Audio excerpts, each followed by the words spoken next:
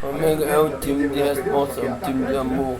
Vai jogar com o Mengo, vai bater com o Caú. Tem um Gabigol, tem seleção. Flamengo tem um Pedro Henrique, tem um Amozão. Flamengo vai jogar com muita atenção. Tem um Bruno Henrique que joga com o coração. Tem um Ilharão, tem muito jogador. Tem um Rascaeta, tem um terror. Vai bater no game, vai bater com muito Caú.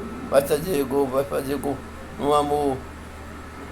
O Flamengo é um time da nação. O Flamengo vai ganhar do game nessa lição.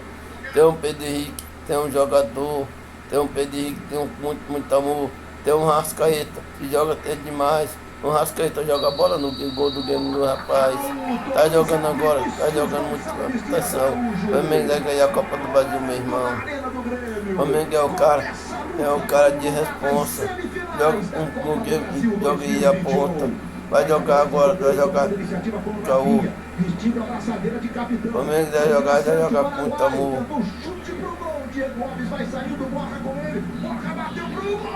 Vai jogar agora, vai jogar com muita atenção. O Flamengo vai meter gol no game, vai meter com muita missão. Tem um Rascaeta que joga demais. Tem um Diego Alves, tem o goleiro do rapaz. Tem um Boninho, é o Deus do Senhor. Vai meter gol no game, vai meter com o Caô. O Flamengo é o cara de amor. O Flamengo joga no game, joga com o Caô. Tem um Ilharão que joga muita bola, joga muito amor, joga Coca-Cola. O Flamengo é um time de responsa. Vai fazer gol, vai apontar na cara do game, minha ponta. O Henrique é um cara de jogador. Vai fazer gol no game, vai fazer com o Caô. É um Rascaeta que joga muita bola. O Flamengo vai fazer gol no game de Coca-Cola. Ó o gol! Ó o gol! Ó o gol! Ó o gol! Ei, Gabigol! Tem o Ilharão, que joga muita atenção.